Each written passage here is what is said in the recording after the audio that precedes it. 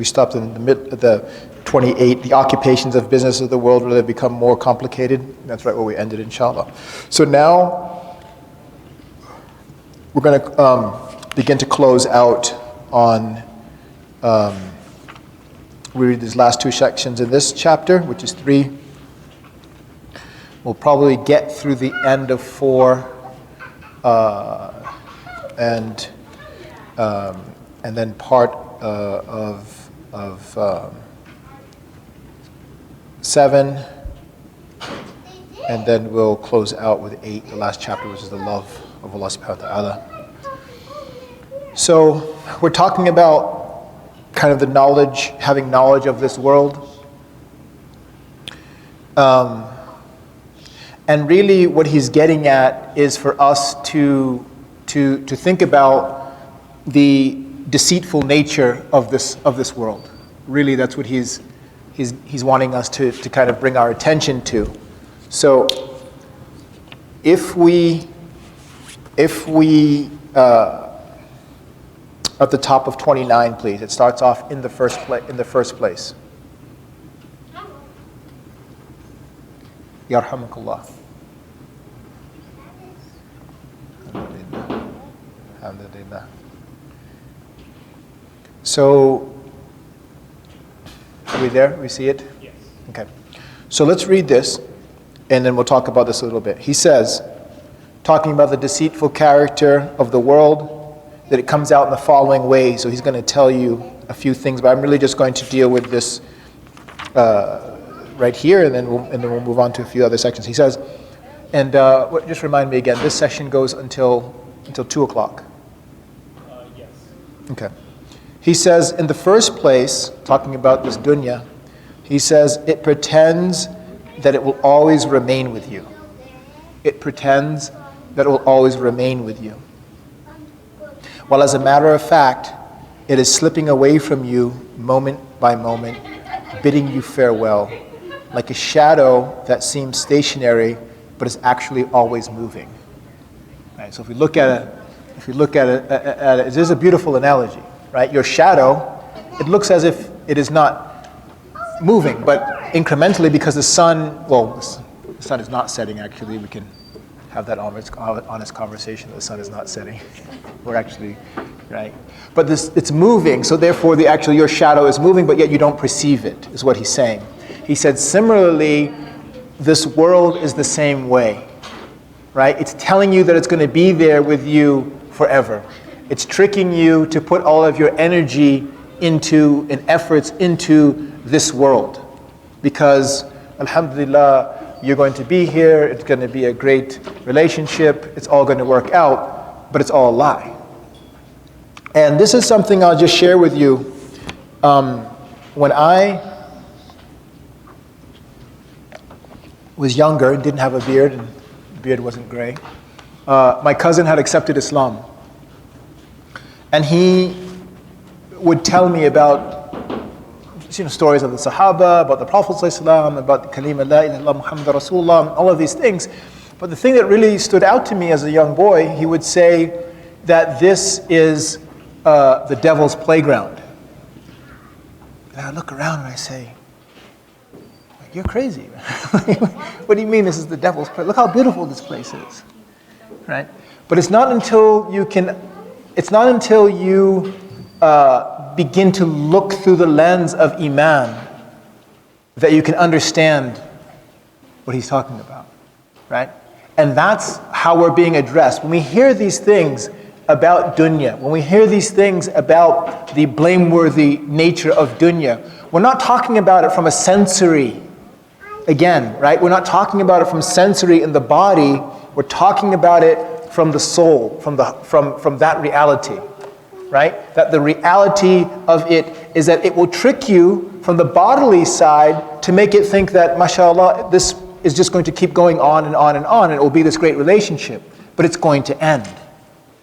And one of the things that I thought was very telling was a friend of mine said, you will never see a hearse with a U-Haul behind it. It's powerful. Right? It's powerful because it's not coming with us. So if we spend and we put our energy into amassing all of these things in this world, and they are not coming with us, then we've actually lost. If the effort and energy placed in that is at the cost of our deen. That's just really important to think about, right? That all of these things that we're going to gather at the end of the day, now alhamdulillah, inshallah, they can be a benefit for those that will inherit them from us. But again, we have to think about it, and this is really important of what I was saying yesterday in the khutbah, that Allah knows ma lam yakun law kan, that Allah knows what is not were it to be. And so if we begin to think about that second job that I applied for and didn't get, perhaps it is that Allah is protecting your iman as a result of it. Because you'd be too fatigued now to get up for Fajr every morning. You get home so late that you're so tired for Isha, well, I'm going to go to bed and I'll pray my Isha when I get up for my Fajr, but you don't get up for your Fajr now. So now you miss your Isha and your Fajr. So for Allah's love for you, He prevents that from entering into your life, right? And keeps you in the state that you are in, because it's more pleasing to Him with regard to your iman. And you're traveling towards Him, that you would uphold your relationship with Him and not sacrifice that for a few extra dollars that we would receive per month. So the same thing then is about the acquisition of goods and of properties, right? If we are dealing with the things that will last with us forever, then we have to think about those things that will last for us forever.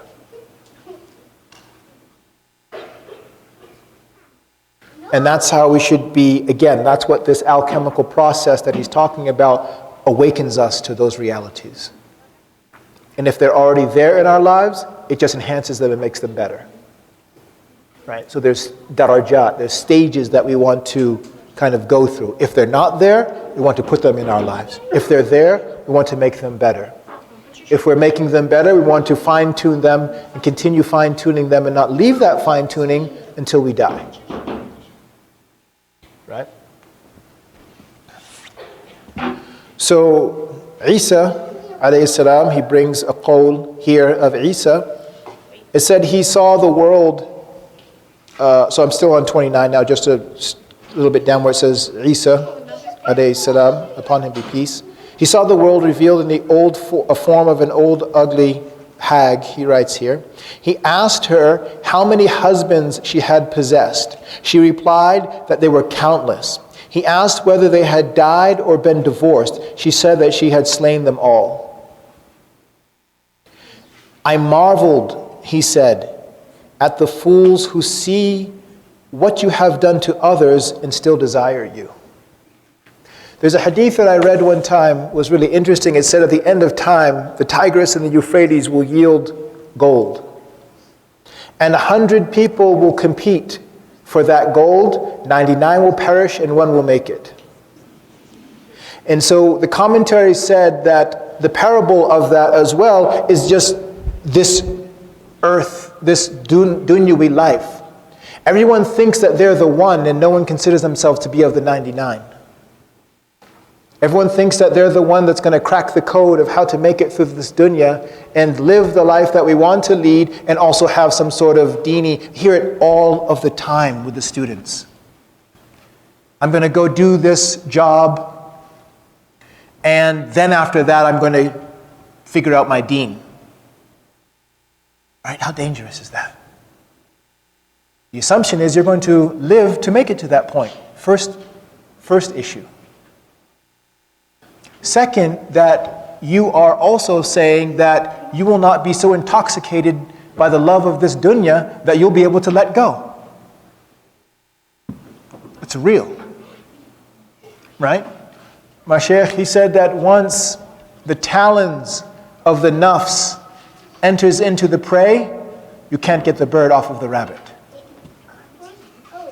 Once you taste the sweetness of this dunya, it's hard to let go. Right? And then you combine that with the fact that human beings are creatures of habit. So we habituate ourselves to certain things, and we are used to certain things.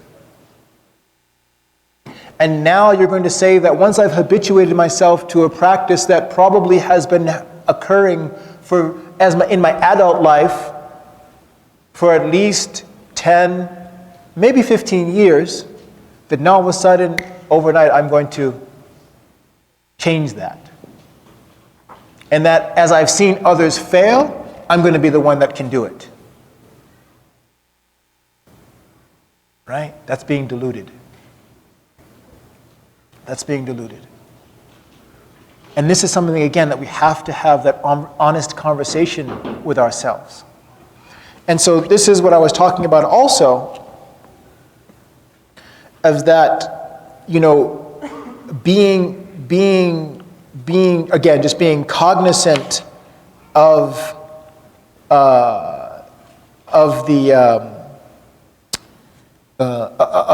these tricks, right? That the dunya, the nafs, and the hawa. So this dunya, your base desires inside of you, your shahwat, your nafs, which is your ego, which is separate from the hawa. So you have dunya, nafs, hawa, and shaitan. Tag team. It's all four of them against your ruh. 4-on-1. But look how strong how strong Allah has made the ruh, that it can overcome those four assaults that are happening simultaneously at times. And then the ones that are supporting each other from them. Shaitan is supporting the nafs, shaitan is supporting the hawa, the dunya is supporting the shaitan, the dunya is supporting the hawa and the nafs. That's the reality that's going on inside of us, sir.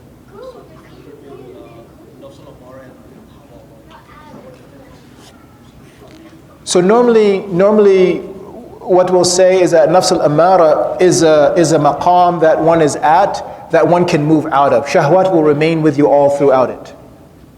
Right? You can be in nafs mutma'inna and still have shahwat, but you are no longer in nafs al-amara bisu. Right? So you have the nafs, which is the irrational nafs, which is called. It's just pure desire. Right? Blinded by desire, if you will. Blinded by these blameworthy traits. That's the nafs al-amara bisu. And then you have nafs al-mutma'inna. Or you have nafs al-lawama in between those two, which is the blameworthy selves, which is a level above the nafs that is ordering itself to that which is evil. Then you have the blameworthy nafs, which alhamdulillah, it's beginning to take itself to account. So yes, it does those things. The first one is pure heedlessness. I do those things, I'm not even thinking about it. Right? Party like it's 1999. That's nafs al-amara bisu. Then you have nafs al-lawama, where now it's starting to say, wow, I have to be careful of those things, but it still will engage in some of these actions, but it's cognizant of it now. And so the balance tips, where perhaps it was 90-10, now it's 90-10, now it's perhaps 60-40 or 70-30 in terms of good and blameworthy. Then you get to nafs al-mutma'inna, to the contented soul. That's the highest maqam. Irji'i ila rabbiki radiyatan mardiyya. Right? Ya nafs al-mutma'inna, irji'i ila rabbiki. Right? So return to your Lord, right? Allah pleased with you and you pleased with Allah subhanahu wa ta'ala. That's the level that's the goal that we're trying to get to. And as Imam Zayd always says, shoot for the stars, you might make it to the moon. Right? We want to always set the bar high for ourselves. We don't want to let shaitan convince us that bar is just too high, I can't make it. No. We wouldn't do that in our education. We wouldn't do it in our business. We wouldn't do it in many of the other aspects of our lives. And our deen should be no different. Okay? So, here, he says that, I'm on page 30 now.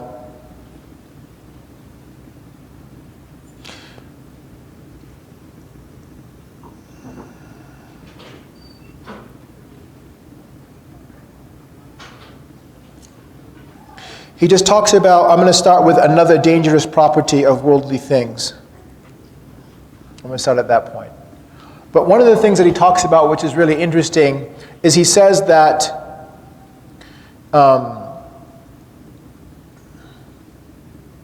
once we have habituated ourselves to covetousness, that once we have habituated ourselves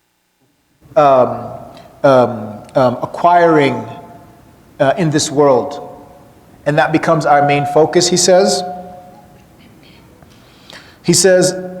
that one will continue to suffer this. If they do not rectify it, one will continue to suffer this in the next world. And this is powerful. Because in the next world, there is no ability to fulfill those desires. So one will be in a constant state of dissatisfaction while waiting for the judgment from Allah subhanahu wa ta'ala. Allah save us from that. Allah save us from that. And that's the dua, Allahumma ja'al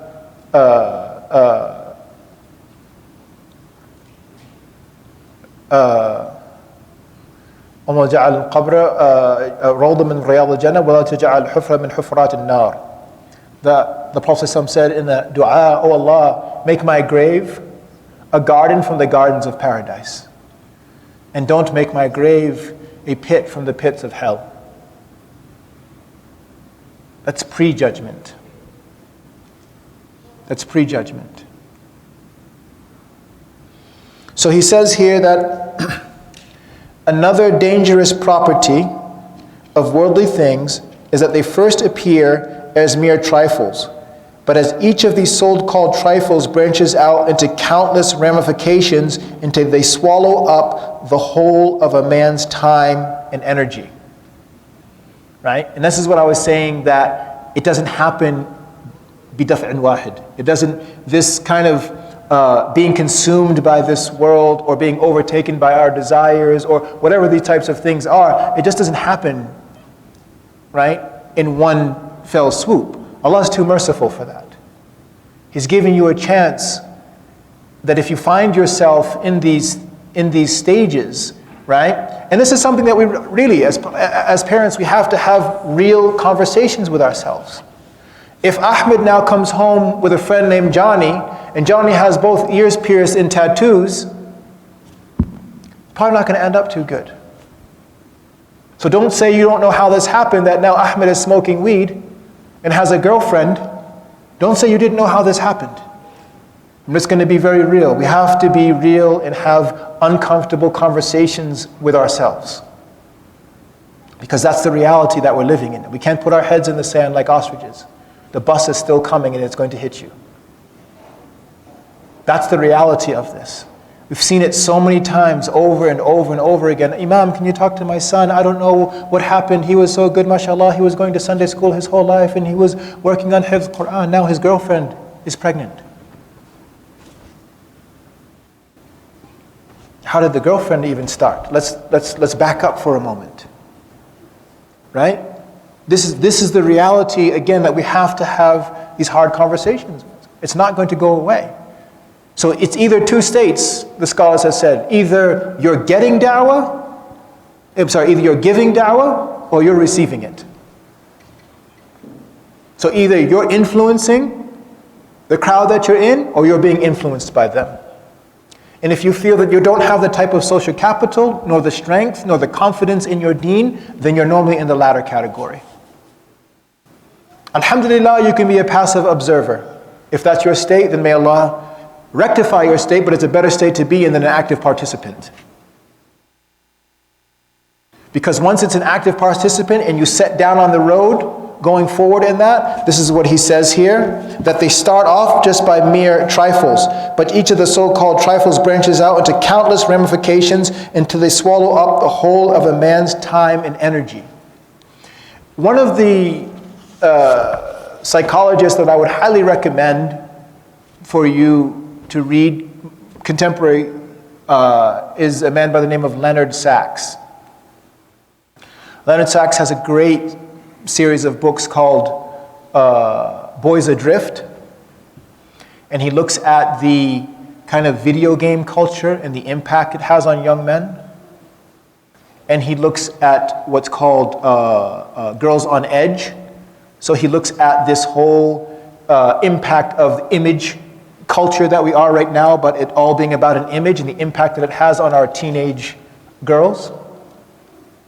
My daughter read it and found it absolutely fascinating. She's 15 years old and could now begin to identify and see certain things around her that she's like, oh, I see that every day. She doesn't have a cell phone. We don't allow them to have a cell phone.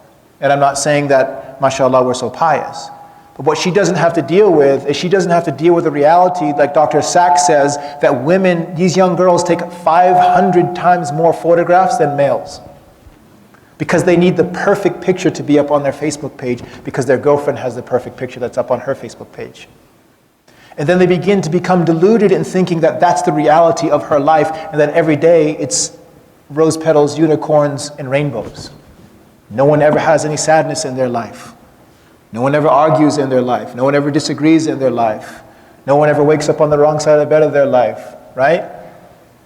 And then he has another book called Why Gender Matters, and then also The Collapse of Parenting.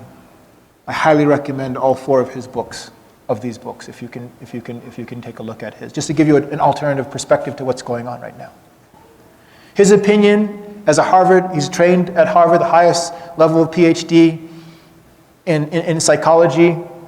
He says, I don't understand how a parent would give a child at 14 years old even, whose mind is not completely developed, and really that developmental process doesn't end until the age of 25. If someone is a neuroscientist here, then please correct me if I'm wrong. But that's coming from a physician, of a psychiatrist that I was just speaking to the other day in my office, that the cognition really is continuing until the age of 25, cognitive development.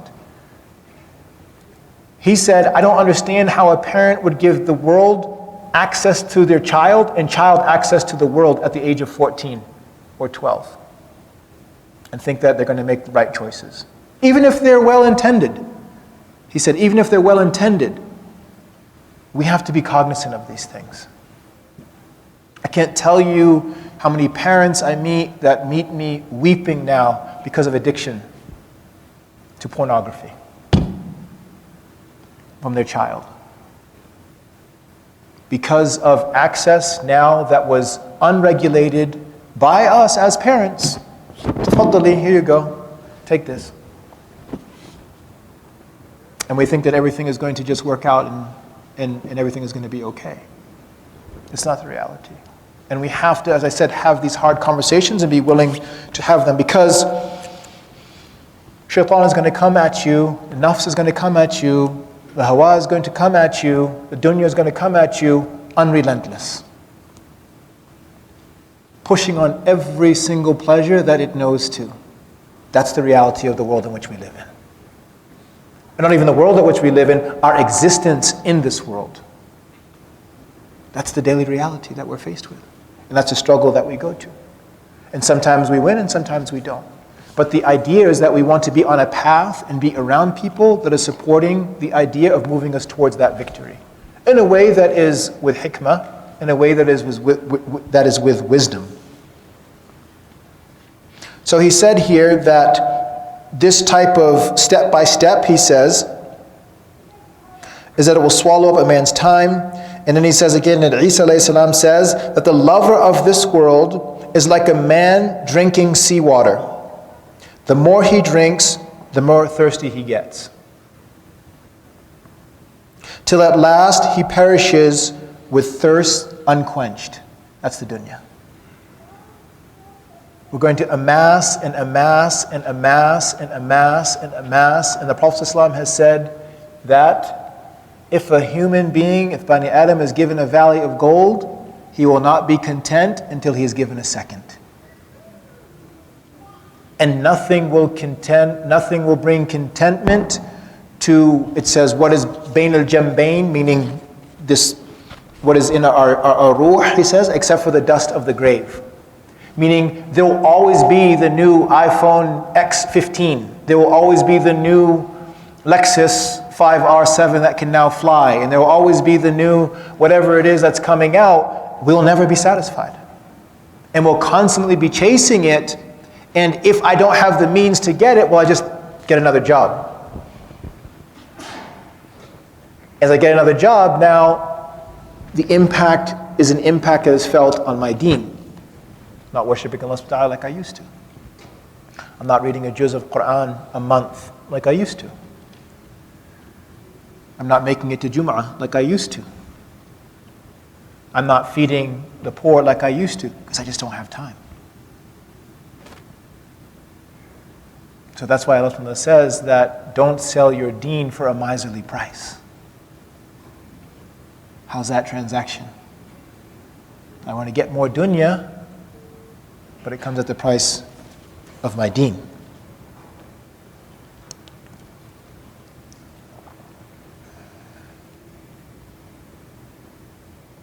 And the Prophet ﷺ says you can no more mix with the world, meaning making this a place of focus, without being contaminated by it, then you can go into water without getting wet. SubhanAllah. He's basically telling you it's mustahil. It's impossible. It's impossible. Now, I don't want to come with some esoteric, like we have to have the dunya in our hands and not in our heart, and that's real. But if we can't get to that place yet, at least we want to have an understanding of what is at stake if we're not even on the path.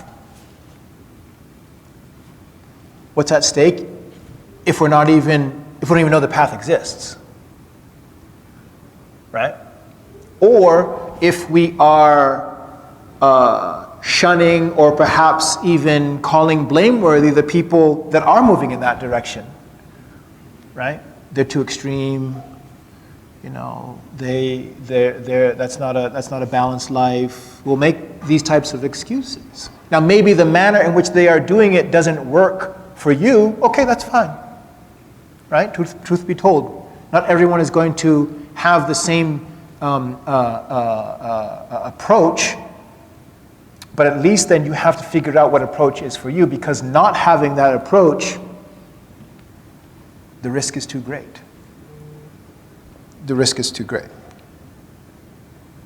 So, again, he says here, continuing, he says, the world is like, I'm at the bottom now of bottom of 30.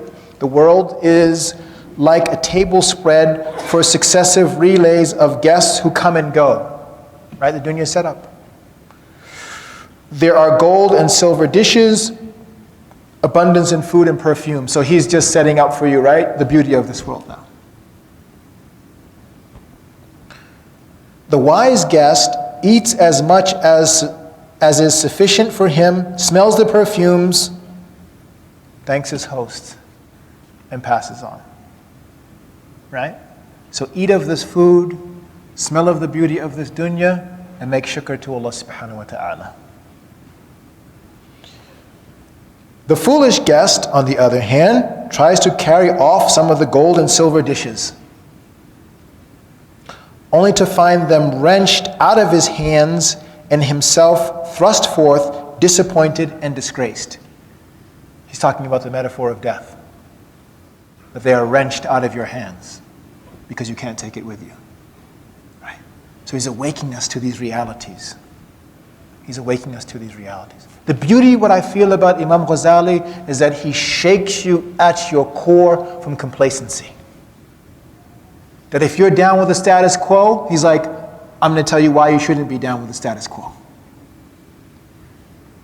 If you're serious about having a relationship with Allah subhanahu wa ta'ala that looks different from what you are doing right now. And I was just talking to Zuhaib, I have to actually quote George W. Bush, I hope you will forgive me.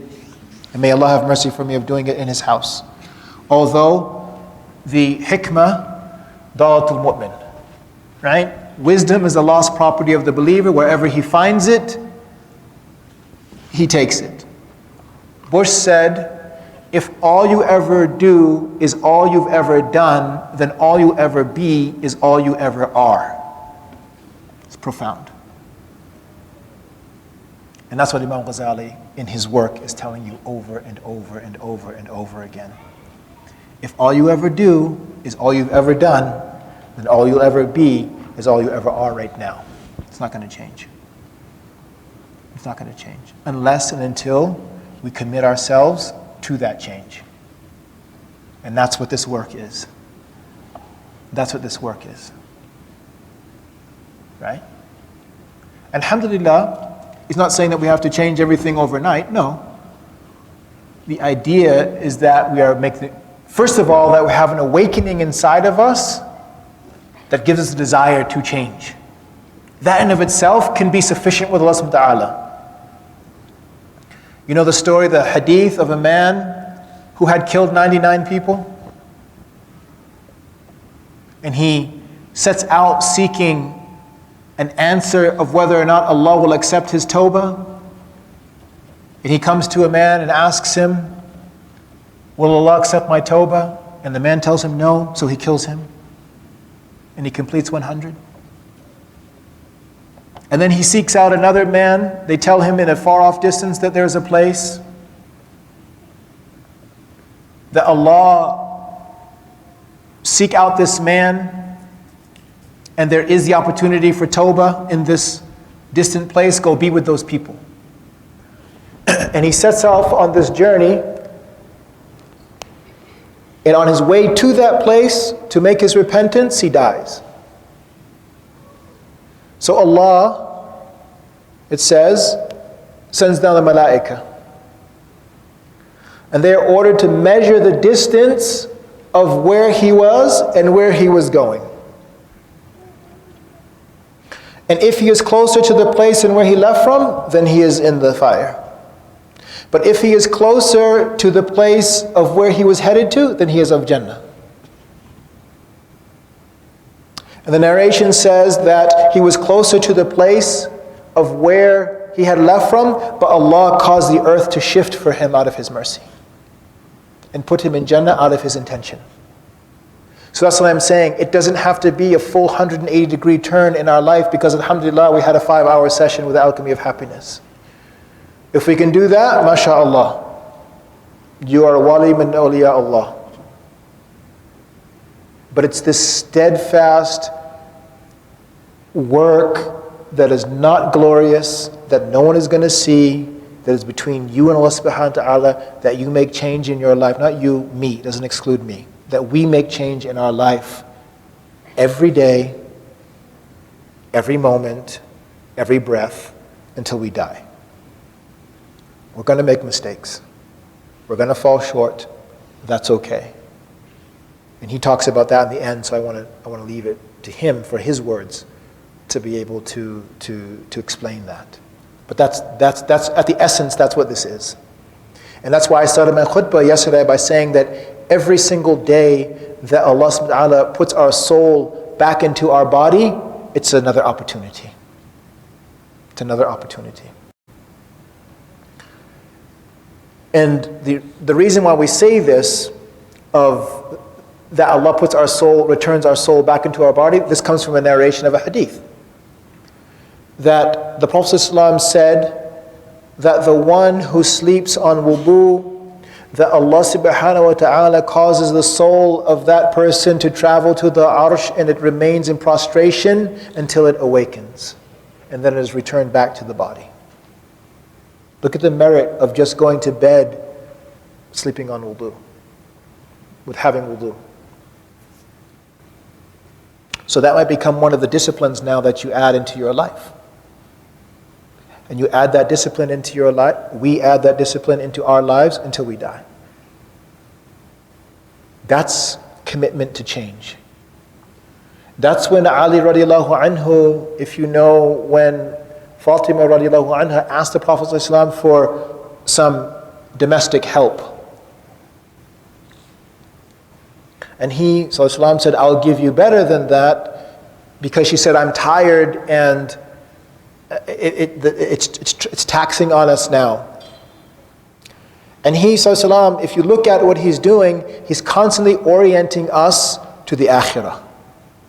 So she's asking for material support. He says, yes, you can have material support, but it's based in the akhirah. Say subhanallah 33 times, alhamdulillah 33 times, and Allahu Akbar 33 times before you sleep. This will give you what you're looking for in terms of power in your day to be able to complete what you are. So Ali radiallahu anhu said, when I heard that, I never left it. That's what we're talking about here. Not, mashallah, we have to overhaul everything, and the Shaykh said that we should be like Abu Bakr and empty out all of the goods in our house and sell it for the sake of Allah subhanahu wa ta'ala. No, that's not it. It's these small victories. Aisha radiallahu anha asked the Prophet ﷺ, أَيُّ أَعْمَالَ أَحَبُّ إِلَى اللَّهِ قَالَ أَدْوَامَهَا وَإِنْ قَلَّ.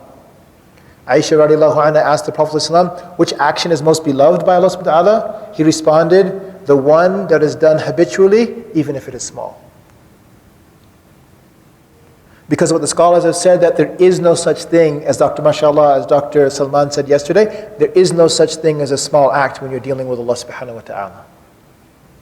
When we were on our Umrah trip in December, when we took the group to Uhud, someone after the visitation said to me, Imam Dawood, I now understand the hadith, that the companions were asked to give charity.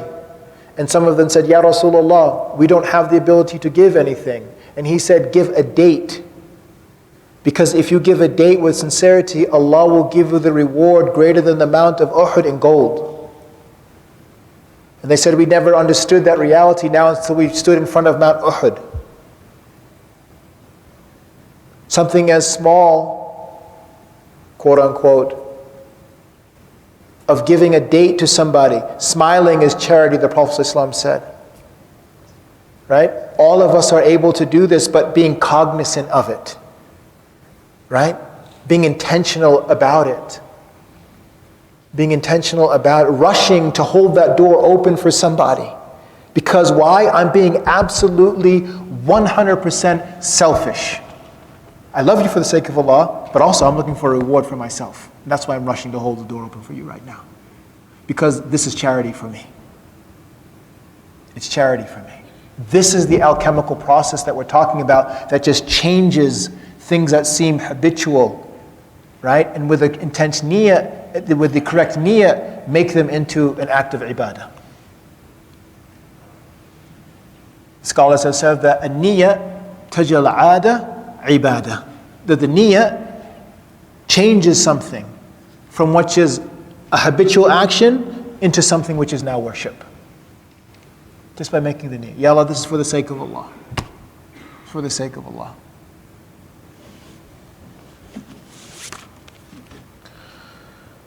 I know. So he said then, I'm at the top of 31. He said, let me close this chapter and we'll stop here. With the knowledge of this world, and then we're going to move on to chapter 4 after that, the knowledge of the next world. He says, I'm just going to read through this because it's amazing parable, amazing metaphor, and inshallah, he said, suppose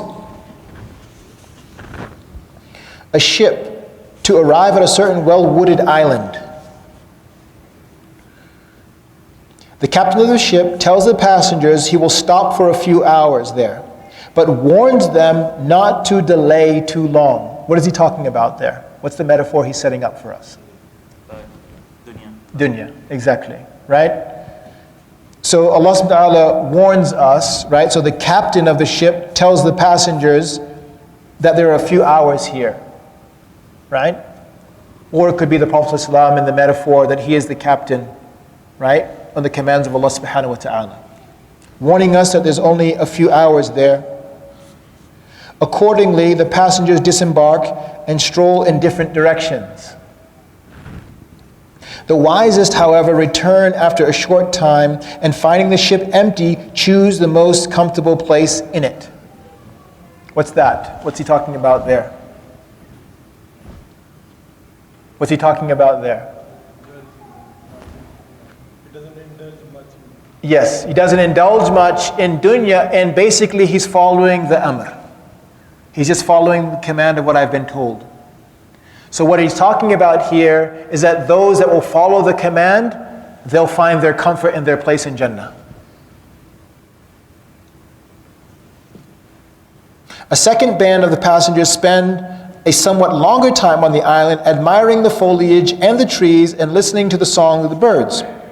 Not necessarily a bad thing, right? It's all permissible. Coming on board, they find the best places in the ship already occupied, and have to content themselves with the less comfortable ones. A third party wanders still farther, and finding some brilliantly colored stones, carry them back to the ship. Their lateness in coming on board compels them to stow themselves away in the lower part of the ship, where they find their loads of stones, which by this time have all lost their brilliancy, very much in their way. So now he's talking about all of the bling of the dunya don't look so good now. And actually it becomes a hindrance to you. It becomes a hindrance to you. The last group goes so far in their wanderings that they get quite out of reach of the captain's voice, calling them to come on aboard. And at last he has to sail away without them. They wander about in a hopeless condition, and finally either perish of hunger or fall prey to wild beasts. It's amazing.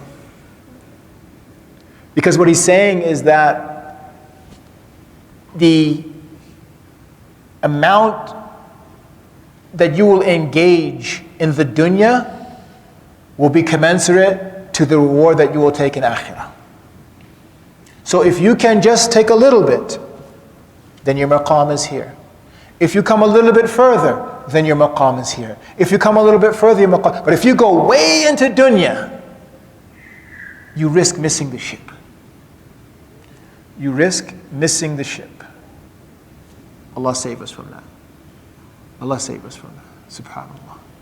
And I feel that your being here, physically you being here on a Saturday morning, is a testimony of your wanting to stay near that ship. May Allah bless all of you. Because again, we said you could be doing anything right now. But your iman, alhamdulillah, has been activated and has brought you to this place in this gathering. No other benefit other than seeking the pleasure of Allah subhanahu wa ta'ala. Acknowledge that. Acknowledge that, because that is a victory. That's a victory. The first group represents the faithful who keep aloof from the world altogether, and the last group, the infidels who care only for this world and nothing of the next. The two intermediate classes are those who preserve their faith, but entangle themselves more or less with the vanities of things present. That's what he's talking about here. So inshallah ta'ala, we'll end that chapter. And we think about the progression now. Chapter 1, knowledge of self. Chapter 2, knowledge of God.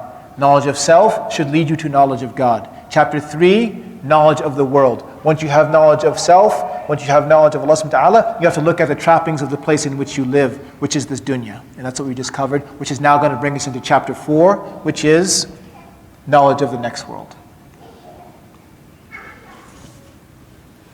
So he says here that, starting off, I'm right at the top here. He said that there's a tradition that allows us to understand that there is a spiritual heaven and hell, he says. But as for the spiritual heaven, it's the hadith that I mentioned yesterday in the khutbah. Sorry. I'm not sorry, actually you should be sorry. Say, what are you doing, man? Page 33. Sorry, page 33. Yeah, sorry about that. Alhamdulillah. So the hadith that he's talking about here is the one that I mentioned yesterday.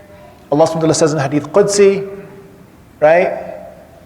أَعَدْتُ لِعِبَادِ الصَّالِحِينَ, I have prepared for my righteous servants, which no eye has ever seen, no ear has ever heard, and has not even come on the consciousness of any of my creation. He says for those connected to Allah subhanahu wa ta'ala, that is a spiritual heaven in this world. Because you get to imagine what that will be like. And anything that you can think of falls short of what the reality will be. The Mufassir, those that have a commentary on the Quran, they say all of the benefits and the beauties and the rewards that we receive in Akhirah that are described in the Quran, they're not definitive. They're only an approximation because we can't even explain what they are. Now the amazing thing about all of that is that Allah then says in Quran, of all of these things that I'm going to give you, وَرِضْوَانًا مِّنَ اللَّهِ أَكْبَرُ, that the pleasure of Allah subhanahu wa ta'ala is superior to all of that. In the essence, all that we're really seeking is for Allah subhanahu wa ta'ala to be pleased with us. Those are all consolation gifts. Those are all like the extra that you receive, the fadl, if you will. Now that's really something that's interesting here about this idea of the fadl. I was thinking about this, that when we come into the masjid, what's the dua that we read?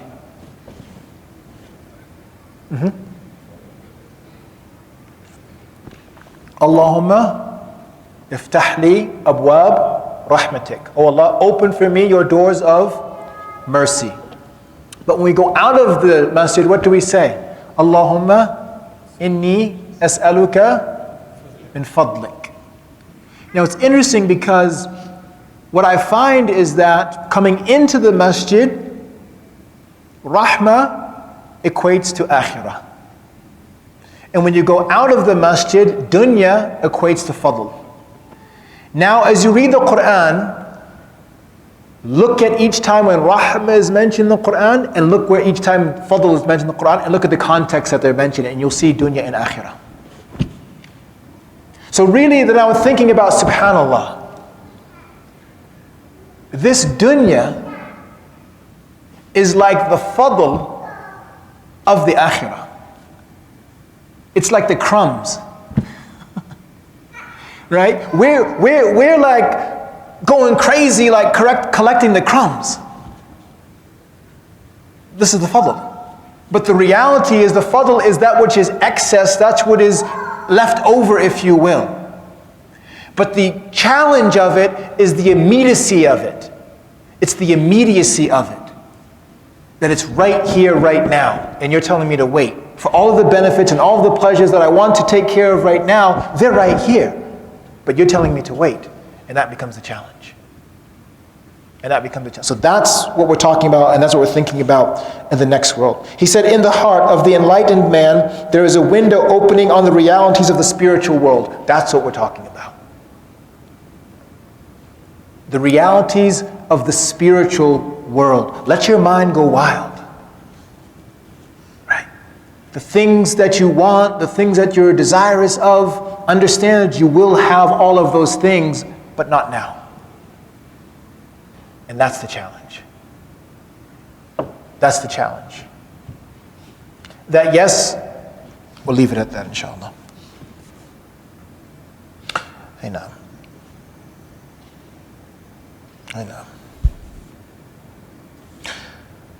And he knows that the happiness of the soul is clearly decided, is just as clear and decided as the physician knows what produces sickness and health in the body. He recognizes that the knowledge of Allah subhanahu wa ta'ala and worship are medicinal, and that ignorance and sin are deadly poisons for the soul. Right? And this is something that Ibn Atar al-Iskandari said. He said, I'm amazed by the person that when a malady afflicts their eye, they will spend no more than 2, maximum 3 days before they have it rectified by the physician. Right? Because, yeah, I don't want to miss looking at my children, the sunset, whatever it is, my bank account, whatever it is that gives you pleasure. You don't want to lose the ability to see that. He says, but I'm amazed by the person that will have a malady in the heart and go 40 years without addressing it. And that's what we're talking about, this immediacy. That we want to rectify, we want this akhirah to be so real that we understand it right now. I'm living in that garden that Allah is talking about right now. And we can hope for those things, that Allah will manifest it in our lives. But then that will help us to facilitate the actions in our lives that will cause us to reach those things. Because if not, then it's kalam faldi, it's just empty talk.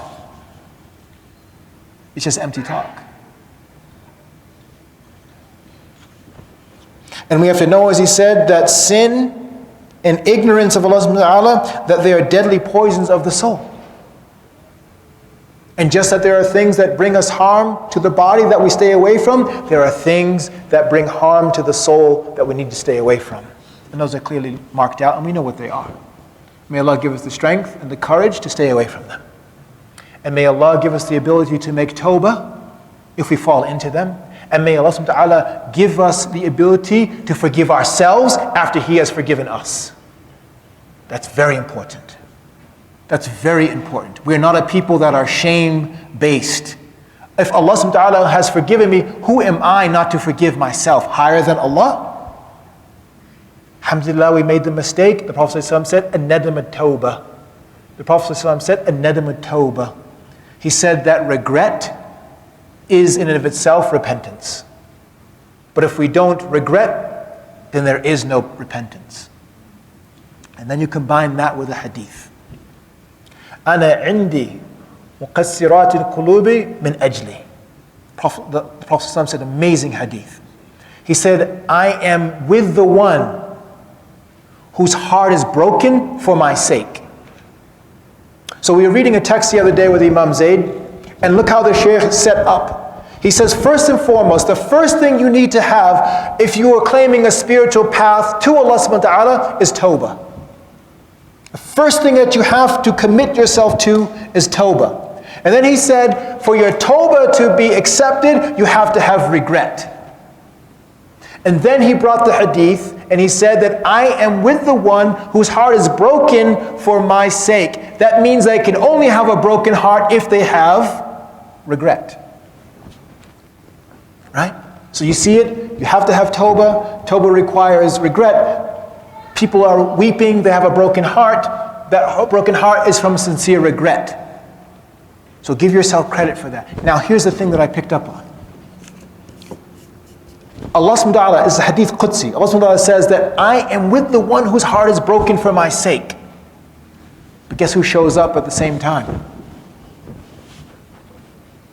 Guess who shows up at the same time? Shaitan. To tell you how bad you are. To tell you how much of a loser you are. To tell you that you have no iman. To tell you that Allah subhanahu wa ta'ala is not there to forgive you. And maybe because you've even done this before. And you claim to Allah that you'll do it again, so He calls you a munafiq on top of it. But He's coming to assault you at a time when you are closest to Allah subhanahu wa ta'ala. That's the game. That's the game He's running. So you can't allow Him to pull from you what Allah subhanahu wa ta'ala is facilitating for you out of His love for you. That's what waswas is. Waswas is baseless misgivings. There is no basis for what He is telling you right now because Allah has confirmed the opposite of it. He takes a moment when you have rahmah from Allah subhanahu wa ta'ala descending upon you and qurb meaning closeness with Allah subhanahu wa ta'ala, and He turns it into tayas, which is despair and bu'd and distance. He takes rahmah and closeness and turns it into despair and distance. And we have to be aware of His games. How many people? Allah will never forgive me. Astaghfirullah. Where does that come from? Your sin is greater than Allah's rahmah? It comes because you've allowed shaitan to get into your head. He's like the ultimate in psyops. It's all psychological warfare. That's what he's carrying out on. That's the ayat that we talked about yesterday. Remember the ayat? What did we say yesterday? وَلَمَّا قُضِيَ الْأَمْرِ قَالُوا شَيْطَانٌ. And when the affair is set, shaitan will say, I had no sultan, I had no authority over you. I could only whisper to you. Or I promised you, and Allah made you promises. I broke my promise, and I only whispered to you. That's the whole game. Now, so he says here, and continuing at the bottom of the page, now 33, man has two souls, an animal soul and a spiritual soul, which latter is of angelic nature. Spiritual soul is of angelic nature. The seat of the animal soul is the heart, from which this soul issues like a subtle vapor and pervades all of the members of the body, giving power to the sight, to the eye, to the power of hearing, to the ear, and to every member of the faculty of performing its own appropriate functions. Now, why is he saying that the animal soul is there? Why is he saying the animal soul is there? Think about what he says. He says, gives power to the sight of the eye and power to the hearing of the ear, and to every member the faculty, and to every member the faculty of performing its own appropriate functions. Of what we talked about before, why would he bring the animal into this heart that he's talking about?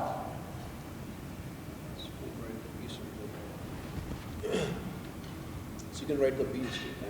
Okay, so that's one thing. The other thing is that what he's telling you is that these are all, again, the senses. And that Allah subhanahu wa ta'ala is not addressed, nor understood, nor perceived through the senses. Because he says sight, hearing, and your other faculties. And then he says, with the spiritual or human soul, the case is different. It is indivisible, and by it man knows God. So meaning from that animal soul, you can't know Allah subhanahu wa ta'ala. And that's what we're stuck on right now. Alhamdulillah, Shaykh Abdullah has something very beautiful. He said, Dawood, I think I figured out something. I said, okay, I'm going to give you some space. We're in my office. I said, go ahead, what is it? He said, I think I figured out the hikmah of why the Prophet ﷺ told us 33 times, Subhanallah, 33 times, Alhamdulillah, 33 times, Allahu Akbar after the Salat. He said, it's to remind ourselves constantly of the spiritual states that we will attain to. The Subhanallah is fascination. Alhamdulillah is appreciation. And Allahu Akbar is celebration. Okay, now this is my commentary. But what I thought of it was, Subhanallah, what he says here. So, fascination, every time we see something glorious, mountain, sunset, beautiful beach, whatever it is, what's this thing that we say? Subhanallah. We don't say Allahu Akbar, we don't say Alhamdulillah. So that's now fascination with the creation, not with the creator. On one level of Iman I'm talking about. And mostly what I'm talking about here is that this is the level where those who have no relationship with Allah subhanahu wa ta'ala, this is where they're stuck. They don't move from fascination to appreciation, because they see no creator of that thing which actually fascinates them. Does that make sense? So then from fascination, they go to, now you have a marhala where you come up to appreciation. So appreciation, what are the du'as that we have? When we eat, when we finish eating and drinking, what is it? Alhamdulillah alladhi at'amana wa saqana wa ja'alana minal muslimin. What is it when we wake up? Alhamdulillah alladhi ahyana ba'da ma amatana wa ilayhi nushur.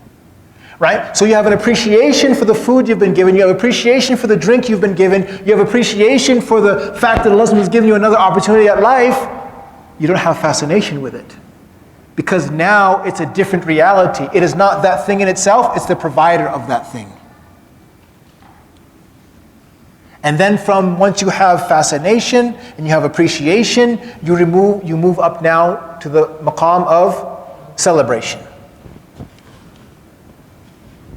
When does the takbir enter into our prayer in a manner that it doesn't at other times in the year? Again.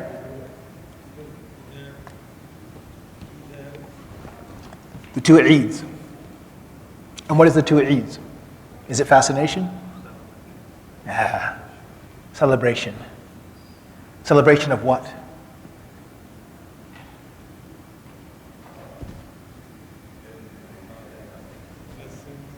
Absolute forgiveness from Allah subhanahu wa ta'ala. That's what the takbir is. That's why the salat is not like the salat of the others, because of the celebration that we are given, that Allah subhanahu wa ta'ala has just forgiven all of your sins. End of Ramadan, and then after the Arafah. So that's the celebration. When else do we make a takbir? What is a time that we don't? Two other things that we make takbir at. One, funeral, okay. Achievement, okay. Thank you, celebration. The two that I'm thinking about are birth. Well, actually, it can be one if we take it as birth. But it's birth of a child, and it's birth of the new moon. What's the first thing we do when we have a child? Called the adhan. And what's the first word of the adhan? Allahu Akbar. So it's as if you are saying now that you are the manner in which it is being said is an appreciation that Allah has given this life to you, if you wanted to take it in that way. And this is my own commentary. You can say, you know what, I don't believe what you're saying. I'm okay with that. You don't have to laugh at that joke, though. The other one is the birth of the new moon. Allahu Akbar. Allahumma ahillu alayna. Right? The celebration is what? What would be the celebration of a new moon? What would be the celebration of the new moon? That Allah subhanahu wa ta'ala has just blessed you to have 29 or 30 days just passed. And you get to see another month. But again, if we are stuck on calendars and we don't want to engage the creation of Allah subhanahu wa ta'ala because it's all about just calculations and mathematics and science, where does dua play into that, calculations and mathematics and science? Where do you get to stand on the algorithm on the page that comes up and say Allahu Akbar when you're scrolling through the mouse? Allahu Akbar! It's Eid in 4 weeks. It's real. We become disconnected in a manner that is so subtle that we don't even get it. Right? There's a lutf in there that we're losing something. And again, you want to talk about sighting the moon? Don't be an extremist, brother. Why you want to take the ummah back? You know, we have all of this technology today. Right? I heard that argument over and over again. But where does the spiritual connection come at in that process? If you can do it, alhamdulillah. But what happens to me, I feel like it just comes a passing over and it's just another date on the calendar now. Eid comes and goes, we don't even realize about the celebration of being forgiven and all of the other aspects that come through it, through the spiritual nurturing that happens all the way through. To the point that we'll talk about Quran and Sunnah until the lights go out, but then when the moon comes, khalas, we leave the Sunnah. Okay. So that's the talking about this world. Now.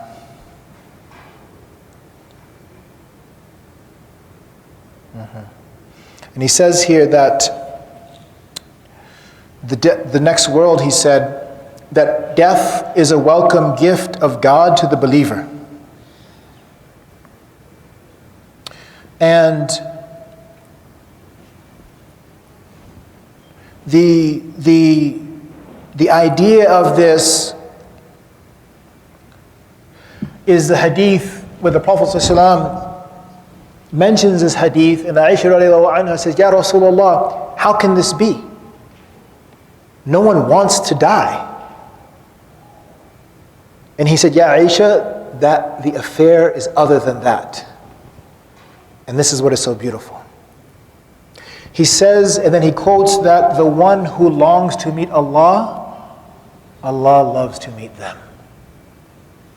And that as the one approaches death, and they begin to have the veils lifted from them, and they begin to see the next world, that death is more beloved to them than being on this world. I know three people personally that at the time of death, I have 100% no doubt that the veils were lifted from them. Because they started to say things like, who's that over there? No one's there. MashaAllah, they're so beautiful. Three people, all of them, three different states, meaning three different geographical states. They're in different parts of the country, different times, 5 years apart, the other one died another year, like this, and these veils are being lifted now. Smiling. Right? That's what we're talking about here. Because Allah subhanahu wa ta'ala says in the Quran, in a hadith, أَنَا عِنْدَ الظَّنِّ عَبْدِ بِي. I am as my servant thinks I am. If you think Allah is rahmah and mercy, then you will meet rahmah and mercy from Allah subhanahu wa ta'ala based on this hadith Qudsi of what He says about Himself. And if you think Allah is fire and brimstone and punishment, you're going to meet fire, brimstone, and punishment because the onus is on you. Allah puts the ball in your court and allows you to understand how He's going to deal with you. My rahmah overtakes my wrath. My rahmah overtakes my wrath, He says. That's what we're hopeful of. That's what we long for. That's what we want to move towards. That's what this earth is. The mezra'ah, the farm in which we plant the seeds and do the work, and the harvest is in the next life. And just like everyone said that Nuh alayhi salam was crazy, and they walked by him, and they debased him, and they did all of these things, who was crazy at the end? When the reality comes. So again, say whatever you want. Say whatever you want. Sean Hannity, Pam Geller, your whole crew of Islamophobes. Say whatever you want. Right? Let's see what the reality is on Yawm al-Qiyamah. But as we are taught by our Prophet ﷺ, we don't even want bad for them. We want iman for them. That's our maqam. That's the one who's mab'uthun rahmatan lil alameen. That's the one who is sent as a mercy to all of mankind. That's our teacher. That even for all of your evil, wicked ways, we hope that you will repent and meet the mercy of Allah subhanahu wa ta'ala. That's what I want for you. And for no other reason other than my Prophet ﷺ has taught me that. That's who we are. That's our community. That's our gift to this world. Now, he says here, Ta'ala, I think we're going to maybe close out with this. Yes, he just says here, we have a few minutes left. He says, the reason of the human spirit seeking to return to that upper world, page 35, in the middle. The reason of the human spirit seeking to return to that upper world is that its origin was from thence. I would say there, but he says thence, but who am I? So this whole longing that we have right now is a longing of separation. That's how we have to understand it. Imagine if you are separated from your family and you can't see them. You know where they are, but you can't see them. How would you long to want to see them? That's the reality of the separation of the ruh from what it has been created for. There's a beautiful line of poetry. That might be an emergency, wallahu alam. I would probably check that out.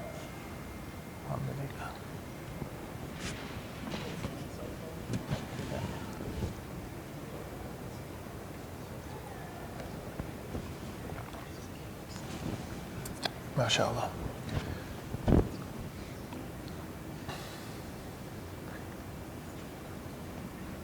No.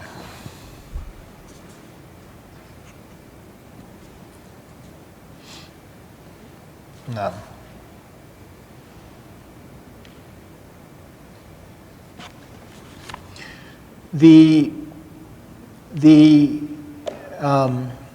Sorry, what was I saying?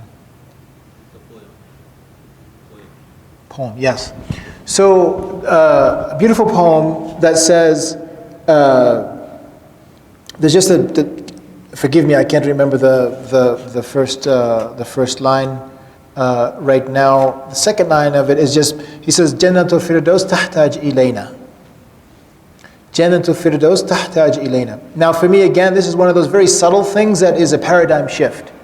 He says that Jannah tahtaj ilayna, that paradise is desirous of us. Think about it.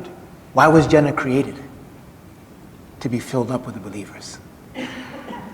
To be filled. So we're always thinking about getting to Jannah. Jannah is thinking about being filled up with us.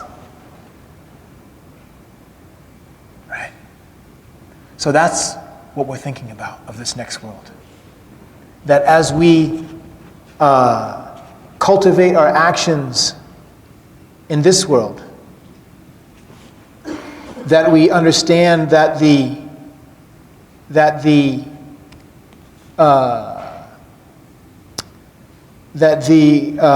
reality is that we will find it all in the next. And that's what we are asked to be patient of. And that's what when we read, for example, بَلْ تُؤْثِرُونَ الْحَيَاةَ الدُّنْيَا وَالْآخِرَةُ خَيْرٌ وَأَبْقَى, right? That you prefer this world. You prefer this world. بَلْ تُؤْثِرُونَ حَيَاةَ الدُّنْيا. You prefer the life of this world. وَالْآخِرَةُ خَيْرٌ وَأَبْقَى. Now the interesting thing is that dunya, it doesn't actually mean the world in Arabic language. Dana means something that is close to you. So what it means is that it actually is acknowledging the immediacy of this world. That's the essence of dunya. So it's talking about the essence of this world. That's what this is, because there's immediacy. You want to fulfill your pleasures, you want to do those things right now, you can do them two ways. You can do it in a way that is pleasing to Allah subhanahu wa ta'ala, which is legal, and you can do it another way, which is illicit or illegal. Halal, haram. I have set my parameters, remain within those parameters, and alhamdulillah, and come back home and meet me. And come back home and meet me. I know.